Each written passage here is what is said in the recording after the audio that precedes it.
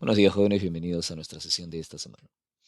A partir de la próxima clase empezaremos a revisar la Segunda Guerra Mundial, el conflicto más importante probablemente del siglo XX. Preparándonos para el abordaje de la Segunda Guerra Mundial, en esta sesión revisaremos uno de los antecedentes más importantes de dicho conflicto. Nuestro tema de hoy es la Guerra Civil Española. Comencemos. Para entender de qué manera España va llegando al contexto de la Guerra Civil, tenemos que revisar en primer lugar algunos antecedentes. Desde el año 1931, España se había convertido en república por segunda vez en su historia. Había tenido España en el siglo XIX un breve periodo republicano que no había durado mucho. Se había restaurado inmediatamente la monarquía con la familia de los Borbón y a fines de la década de los años 20, a partir del año 1929-1930, esta nueva monarquía española había entrado nuevamente en un proceso de descomposición que condujo a que el rey de España, Alfonso XIII, a quien observamos en esta ilustración, emigrara del país, huyera hacia el extranjero en el año 1931. Inmediatamente se proclamó por segunda vez en la historia de España la República. Esta segunda República Española estará presidida en primer lugar por Niceto Alcalá Zamora, presidente hasta el año 36, y a partir del año 36, por los próximos meses, por los próximos años, el presidente será Manuel Azaña. Esta es la bandera que van a usar los republicanos españoles en este segundo experimento republicano en la historia de este país. Ahora bien, en el contexto en el que el rey renuncia, la monarquía no era el único problema que había por resolver en España. España era en ese momento uno de los países más atrasados del viejo continente. Y una vez que se derriba la monarquía, las fuerzas que reclamaban una reforma, las fuerzas progresistas, van a empezar a exigir, van a empezar a movilizarse para lograr la transformación completa del Estado español, en cuanto a sus instituciones políticas, en cuanto al ordenamiento social, en cuanto a aspectos económicos, industriales, agrícolas, para aquellos sectores que comparaban España con Francia, con Alemania, con Gran Bretaña, y consideraban que su país necesitaba una transformación radical. Para aquellos sectores del pueblo español, decíamos, la caída de la monarquía era solamente el punto de partida, y luego debían venir nuevas transformaciones, transformaciones mucho más radicales que simplemente un cambio de régimen. Por eso vamos a observar entre el año 31 y el año 36, a lo largo de los siguientes años, vamos a observar cómo va creciendo la polarización en España. Polarización entre aquellas fuerzas que querían transformar el Estado español y aquellas otras tendencias conservadoras que se oponían a cualquier modificación que afectara sus valores o su estilo de vida o sus creencias fundamentales. Y esa creciente tensión entre las fuerzas de cambio y las fuerzas opuestas al cambio será lo que finalmente desemboque en la guerra civil. Si tenemos que definir entonces las causas principales de la guerra civil y del fracaso de la Segunda República, tenemos que señalar en primer lugar, por ejemplo, la grave tensión política, la rivalidad extrema entre fuerzas de izquierda o fuerzas progresistas y fuerzas de derecha o fuerzas conservadoras. Dentro de cada uno de estos bloques, además, izquierdas y derechas, vamos a observar tendencias radicales. Entre las izquierdas podemos observar cómo van ganando fuerza los comunistas, los anarquistas. Entre las derechas observaremos un corrimiento, una aproximación progresiva, una radicalización cada vez mayor y la emergencia de una tendencia claramente fascista inspirada en Italia e inspirada en Alemania. En el caso de España, este movimiento fascista se conocerá como la Falange española. Tanto la Falange por la derecha como comunistas y anarquistas por la izquierda representan las tendencias radicales de cada postura. Y esa radicalización impidió que los sectores moderados, tanto de la izquierda como de la derecha, alcanzaran un entendimiento. Nosotros comprenderemos que en política siempre va a haber posturas opuestas, pero siempre hay la posibilidad de alcanzar un consenso. Aquí en España ese consenso es imposible porque quienes prevalecen en la izquierda es la izquierda radical y quienes prevalecen en la derecha son la derecha radical, cuyas posturas es imposible conciliar y eso termina desencadenando la guerra civil. Por otro lado, también hay que saber, como señalábamos, que España era un país con una profunda pobreza, con una profunda desigualdad social. El proletariado, la clase obrera, venía reclamando mejoras hace tiempo y la respuesta a ese reclamo de reformas había sido una represión brutal encabezada por los oficiales del ejército, por la policía y por las propias autoridades del Estado español. La pobreza y el atraso en España, en el campo, por ejemplo, era increíble cuando uno lo compara con el resto de países europeos. A inicios del siglo XX, en España, apenas la tercera parte de la población sabía leer y escribir. Y esa era una cifra que no encontrábamos en ese momento en prácticamente ningún otro país europeo. Para citar dos causas entonces, la inestabilidad política, la polarización la extrema tensión entre las fuerzas políticas opuestas y al mismo tiempo la pobreza y la desigualdad social. Y para explicar un poco más o para detallar un poco más estos aspectos que señalamos anteriormente, podemos abundar también en el desacuerdo, la oposición de las fuerzas de los grupos conservadores, entre los cuales estaba la Iglesia, entre los cuales estaban los partidarios de restaurar la monarquía. Observábamos también aquí entre los grupos conservadores a los altos oficiales del ejército, la mayoría de los cuales eran opuestos a las reformas, eran opuestos en sí al régimen republicano, lo consideraban enemigo de sus intereses. Entonces, estos grupos, estos sectores, la iglesia, la aristocracia, los monarquistas, los oficiales, los grandes industriales, van a aglutinarse, van a formar un bloque, terminarán formando un bloque en contra del gobierno republicano de izquierdas. Aparte, la influencia de modelos extranjeros también va a tener una gran relevancia en la Guerra Civil Española. Cuando hablamos de modelos extranjeros, nos ponemos por el lado de la izquierda, en el plano de la Unión Soviética, el estalinismo, que ejerció bastante influencia sobre los comunistas en España, y por el lado de la derecha, por el lado de los opuestos a la República, tenemos, como decíamos, la influencia de la Italia, de Benito Mussolini, y la Alemania de Adolfo Hitler. Esta guerra civil española entonces no va a ser solo una guerra civil, va a ser un campo de batalla previo a la Segunda Guerra Mundial entre las dos grandes fuerzas políticas que en ese tiempo prevalecían en el continente europeo. Como recordaremos por las clases anteriores, en los años 30, la gran rivalidad en Europa era entre el comunismo y el fascismo. Y esto se va a manifestar aquí en España entre el fascismo apoyando a las derechas y el comunismo soviético movilizándose a favor de las izquierdas. Desde que en 1936, cuando se celebraron las últimas elecciones en España, las izquierdas habían triunfado gracias a que se habían aglutinado en una gran formación llamada el Frente Popular. Desde ese triunfo de las izquierdas, que fue un triunfo con las justas, diríamos nosotros, las izquierdas triunfan por muy poco, pero triunfan al fin y al cabo y se hacen con el poder en España. Desde ese momento, las derechas, los sectores conservadores, cada vez más recalcitrantes, habían ido dándole forma a la idea de un golpe de Estado que acabara con la República y acabara con las reformas que las izquierdas querían llevar a cabo o ya estaban llevando a cabo. Este golpe de Estado, esta conspiración que aglutinaba a las derechas y que estaba encabezada por oficiales del ejército, estalló finalmente el 17 de julio de 1936, cuando los militares, la guarnición de España en Marruecos, que en ese tiempo era parcialmente una posesión española, cuando decíamos la guarnición española se subleva. Días antes se había producido en España el asesinato de un líder conservador muy influyente, José Calvo Sotelo. El asesinato del influyente líder José Calvo Sotelo, líder de las derechas, fue la señal, fue el desencadenante de la guerra civil. En realidad, inicialmente se esperaba que solamente fuera un golpe de Estado. Los militares confiaban en que una vez que se hubieran movilizado, el gobierno republicano se desmoronaría fácilmente.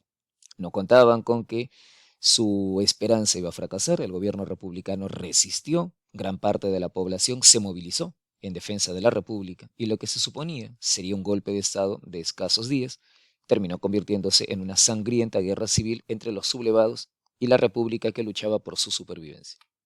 De tal manera que el territorio español terminará fraccionado como lo observamos en este mapa.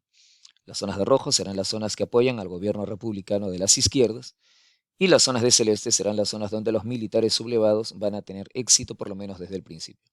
Si queremos darle otra interpretación, si queremos analizarlo de otra manera, las zonas de desarrollo económico más pujante, la zona asturiana, la zona vasca y la zona de Barcelona, la zona catalana, la periferia catalana, catalanes, vascos, asturianos, eran en ese momento las zonas más dinámicas económicamente hablando de España. Esas regiones más avanzadas se van a posicionar a favor de las izquierdas, mientras las zonas rurales, las zonas del interior, se van a posicionar claramente a favor de la derecha, que se autoproclamará el bando nacionalista.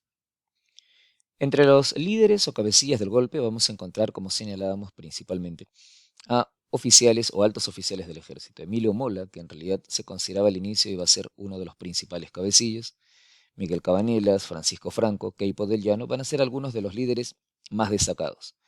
Por azares de destino, por ciertas circunstancias que se fueron produciendo, varios de ellos, de los que se esperaba al inicio que terminarían encabezando el nuevo gobierno, por una u otra circunstancia terminaron apartados, algunos de ellos perdieron la vida, así que al final vamos a ver que el mando unificado de las fuerzas sublevadas de estos militares rebeldes sublevados, el mando unificado va a terminar en manos de Francisco Franco, que se convertirá, cuando la guerra termine, en el nuevo jefe del Estado español. Los bandos entonces que se van a enfrentar en la guerra civil son los siguientes. Por un lado, el bando gobiernista, el bando republicano, como se le conocerá habitualmente, el bando republicano, que representa a las izquierdas, donde encontramos socialistas, comunistas, anarquistas, sindicatos, apoyado desde el exterior por la Unión Soviética y por las brigadas internacionales voluntarios de diferentes países que se movilizaron en apoyo del gobierno. Esta es la izquierdas, los republicanos de las izquierdas, el bando progresista, por así llamarlo. Contra ellos, los militares que se han sublevado, encabezados, decíamos, por Francisco Franco. Los apoya la Iglesia, los apoyan los sectores monárquicos, los apoya la Falange Española, que como hace un rato señalábamos, era una organización política española inspirada en el fascismo italiano con los mismos métodos violentos, brutales, métodos de asesinatos, métodos destinados a causar terror entre sus adversarios. Este bando se conocerá como el bando sublevado o el bando nacional. Ellos proclamaron que era imposible, como buenos militares, permanecer de brazos cruzados mientras el gobierno de la República, en su opinión, llevaba a España al caos, a la anarquía, al desgobierno. Entonces, escudándose en el pretexto del nacionalismo y la movilización para salvar el país, es que la derecha se va a movilizar en contra de la República. Con el afán de ganar a su favor la participación del pueblo español, vamos a observar aquí un abundante recurso a la propaganda, vamos a observar la movilización de mujeres.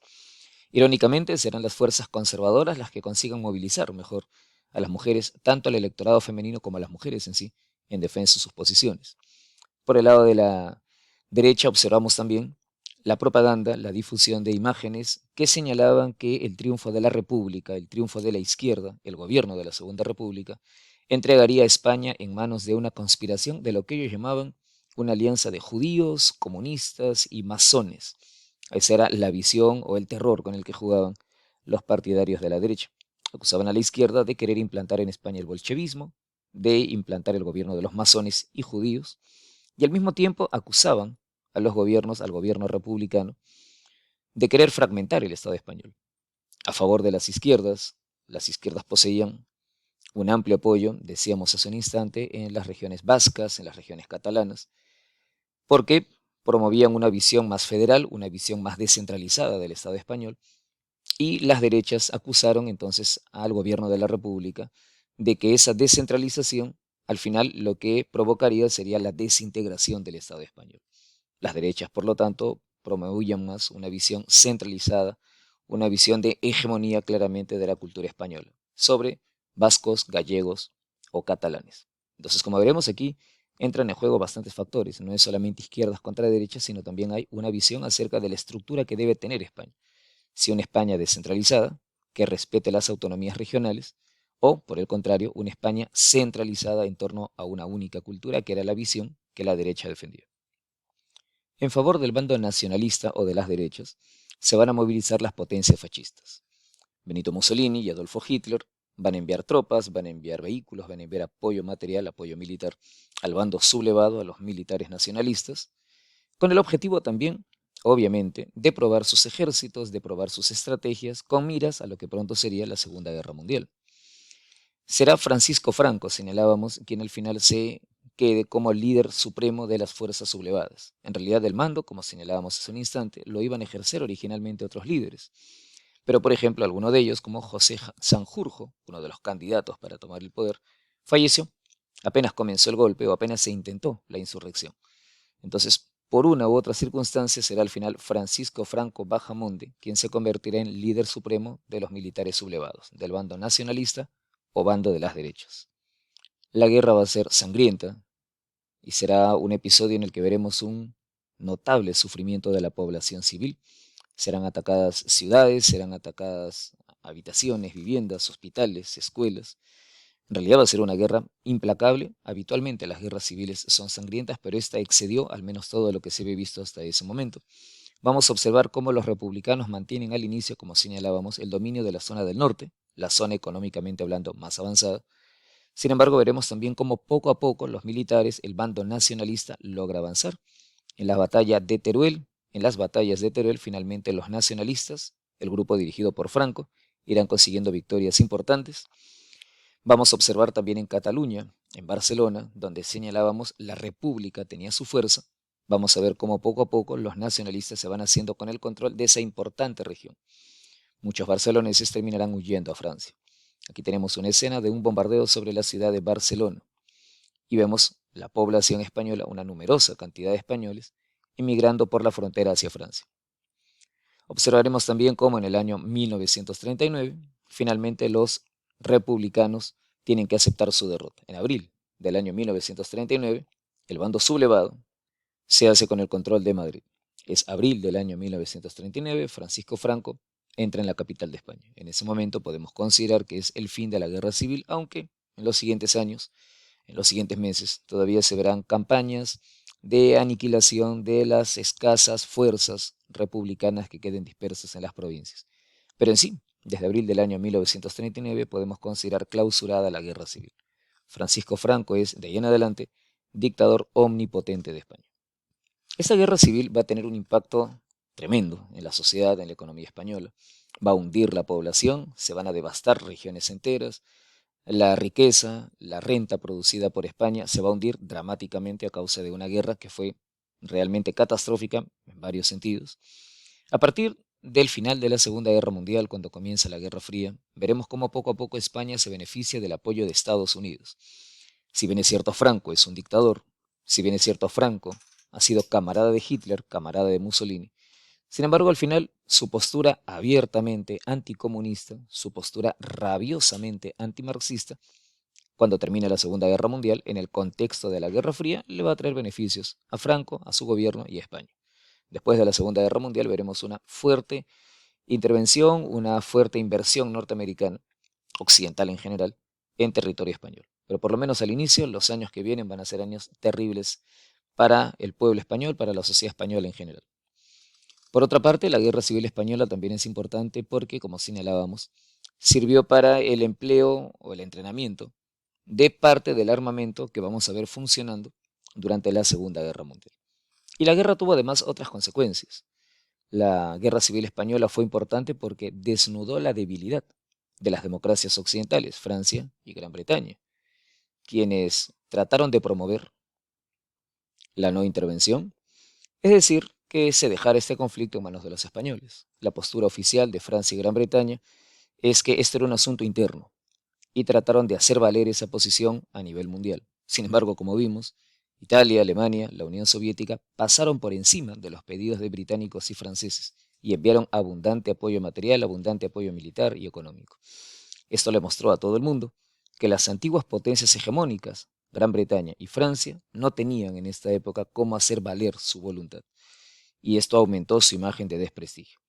Por otra parte, la Guerra Civil Española también robusteció la amistad entre la Italia de Mussolini y la Alemania de Hitler. Si al inicio de la Guerra Civil su alianza era todavía tibia, vacilante, cuando termina la Guerra Civil Española, italianos y alemanes ya están sólidamente unidos entre sí. Y los veremos después, poco después, haciendo equipo en la Segunda Guerra Mundial. Por último, la Guerra Civil Española también es importante porque ayudó a consolidar la imagen de la Unión Soviética, ayudó a promover la imagen de Stalin como el único que realmente tenía el coraje para plantar cara a la agresión fascista. Frente a la cobardía de británicos y franceses, la Unión Soviética había sido la única que se había movilizado a favor del gobierno republicano español. Todo el mundo sabía que Francia simpatizaba con el gobierno de la República, pero no se atrevió a intervenir a favor de ellos. En cambio, la Unión Soviética, desde el otro extremo del continente, sí pudo enviar un apoyo que no fue muy considerable por razones geográficas, pero de todas maneras fue un apoyo al fin y al cabo. Entonces, de aquí en adelante esto mejorará la imagen del comunismo internacional, mejorará la imagen de la Unión Soviética, frente a, señalábamos, la cobardía de las democracias occidentales. Esa va a ser entonces la importancia de la Guerra Civil Española. Concluye, decíamos, en abril del año 39. 5 meses más tarde empezaba la Segunda Guerra Mundial que veremos la próxima semana. Gracias.